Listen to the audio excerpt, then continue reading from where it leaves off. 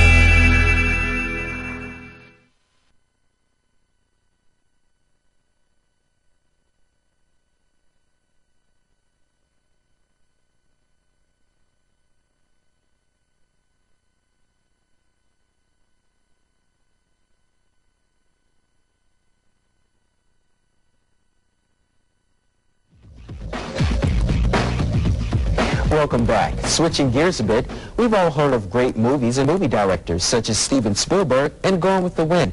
But a group of Miami-Dade County school students are following in their footsteps with their award-winning short film, The Perfect Shot. Take a look. Like raise an eyebrow. Why don't you take a drink or something? Like take a sip of... Okay, no, because she's gonna smear her makeup. Do something when he says that, go get it, like, you know, make a face. I think of a couple clips of those. Let's just take a look. Yeah.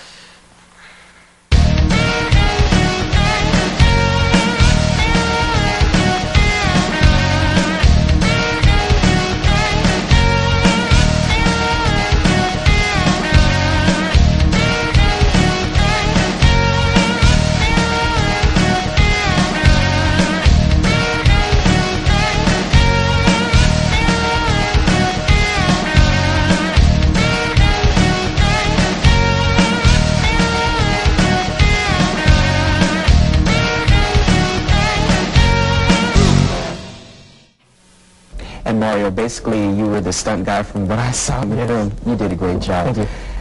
Describe some of those stunts. Well, the one that people like the most is the barrel scene, where I jump from barrel to barrel. That was just basically inspired from Buster Keaton movies. And for instance, in one take I slipped and I bruised my ribs, and we sort of had to stop production for a few minutes to sort of let me get my wind back up again. The award goes to Mario Javier Gonzalez. Don't go away. When we return, a stuntman, director, writer, and actor will be joining us. So how did you get started in, well, first of all, what do you do? What I do? Yeah. Okay, we know you do a whole lot. Yeah, Go ahead and tell us what you do. Okay, starting from the beginning. You can list it. I'm listed, yeah, checklist. Actor, director, producer, stuntman, stunt coordinator, editor, cameraman, and sometimes costume designer if I have to. Everything. And tell us what you do in each of them now. It's a test. You have to know what you do. Well, I don't know what I do. No. Basically, well, mainly as a director, which is what I enjoy doing the most, pretty much, is how to keep total artistic control of a project, such as where the cameras go, how the actors act, you know, how to get out of the actors and everything like that. Have you ever gotten really seriously injured doing a stunt? Seriously injured doing a stunt? Yes. A couple months ago, I was filming a movie in Universal Studios, and I had to jump off the balcony, and like a 2-story balcony. So I'm sitting up there with like my co-star Lena Diaz. We're getting ready to do the stunt, and I was directed to, so I have to go ready, rolling camera, and action. And I have to jump from the balcony and grab onto the clothesline and swing down. Well, when I grabbed the clothesline, my hands got cut on the rope, and then when I hit, I fell right on my hip, and then I bruised my hip, and then cut, and then my stunt coordinator says, that was good, but do it again. So I have to do it again, up the balcony and do it again. You know, what kind of training do you get? Obviously you have to get hurt sometimes, but what kind of training do you have to not get hurt? Mostly my training includes many years of martial arts and gymnastics and some dance training, and that's mainly it. So how do you fit it all in? Because did you teach yourself to get involved in directing and producing, etc.? Or did you get training in that too? I mostly taught myself, but usually, like when I'm watching the movie, I'm going, oh, I like how they do the camera, this way. I like how they do the acting that way. So I'm watching and I'm learning how they do it, and then I'll go and do something like that until I develop my own style.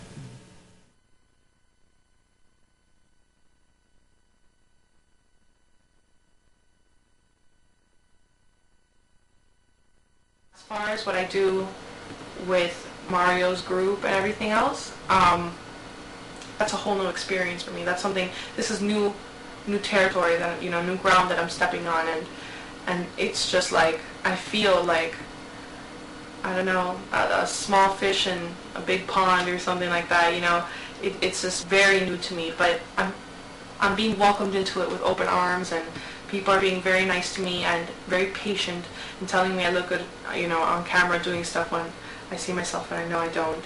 But they're being very supportive, and that's great also, because I'm not being put down or made to feel bad or anything like that, which is something that I'll probably have to deal with in the future when I'm actually doing this professionally.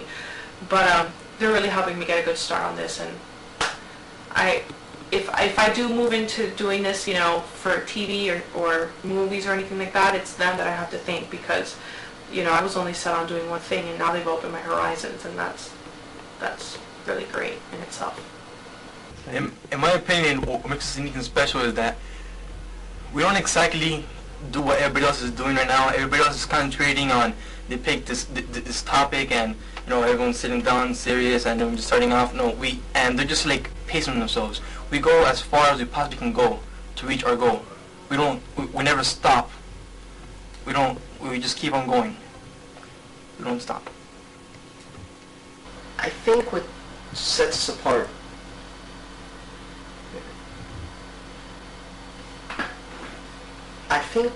what makes us different is that we're willing to sacrifice and give up so much to accomplish what we need. All of us, every single person in the group, gives up so much of themselves to this because this is what they want to do, and this is what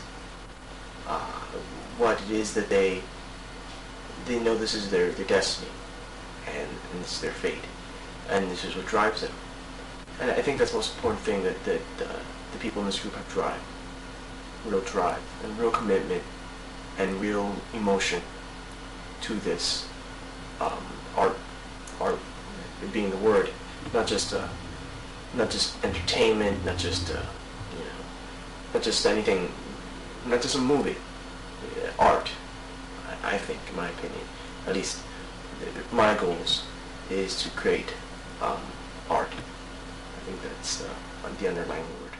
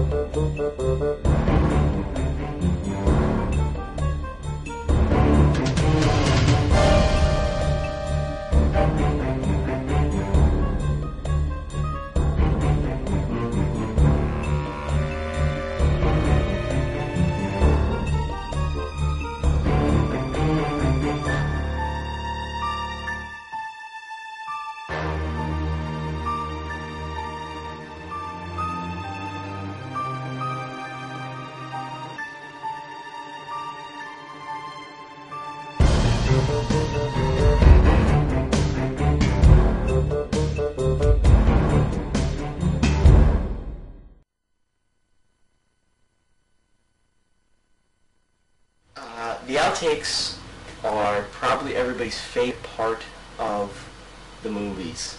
So here are a couple of my favorite outtakes, some of our most painful outtakes, or the funniest outtakes. Painful or funniest? Or funniest, yeah. Painful or funniest, yeah. That again. The outtakes are probably everybody's favorite part of the movies. They always run at the end, right before the credits.